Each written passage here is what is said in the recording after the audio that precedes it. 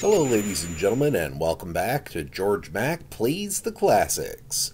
Run and jump your way across the solar system, punching everything in your way in Street Fighter 2010, the final fight. You are the Street Fighter, Ken. No, probably not that Ken, though he does throw projectiles from his fists. You're looking to avenge your friend and partner in science, Troy. Together, you had created a super substance named Cyboplasm. It's time to look to the frontier of other worlds for answers. And vengeance. Ken jumps at the A button and punches shockwaves with the B button. Holding a direction modifies the attack. Pressing up shoots up. Pressing left or right throws a stronger projectile.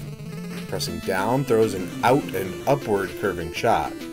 Jumping punches also seem to be more powerful than their standing counterpart.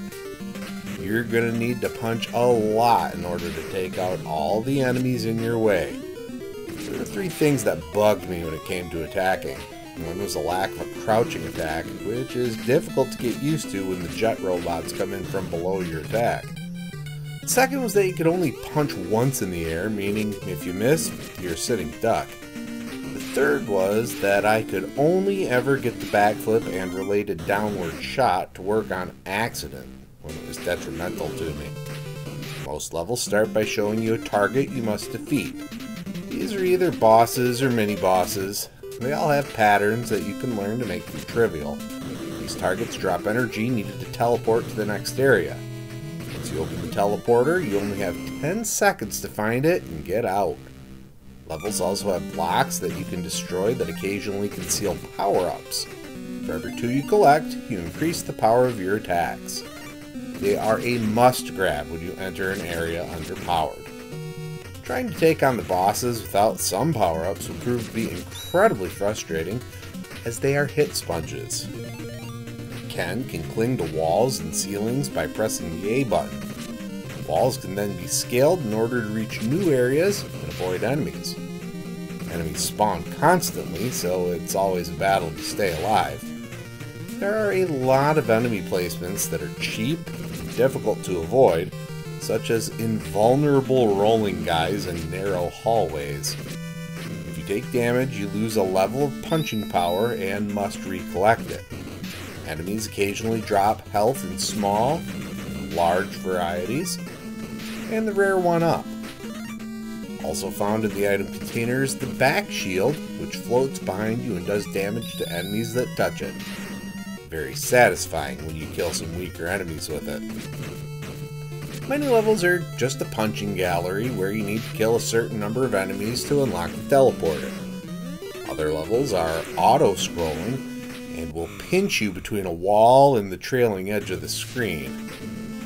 These are the most frustrating levels that will have you using your unlimited continues over and over again. The final level is a boss gauntlet of sorts.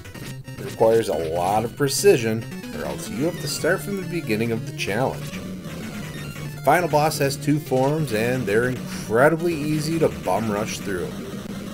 As an aside, I love how 3 pages of the manual are devoted to advertisements for other Capcom games.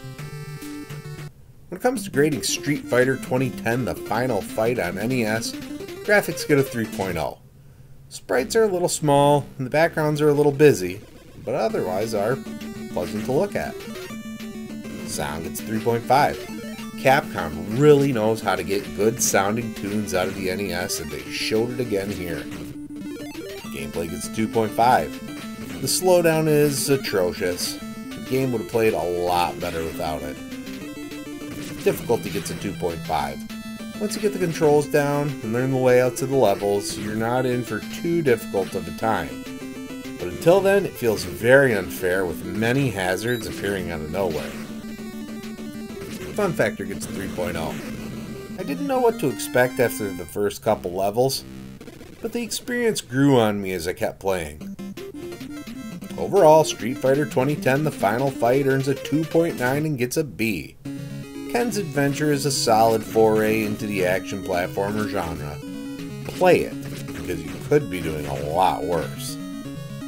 Well, that's going to do it for me for today. Please make sure to like this video, Let me know what you think of Street Fighter 2010 The Final Fight in the comments, and please subscribe to Head Drop Productions here on YouTube, because we want to cheer for each and every video we release, because it is your destiny.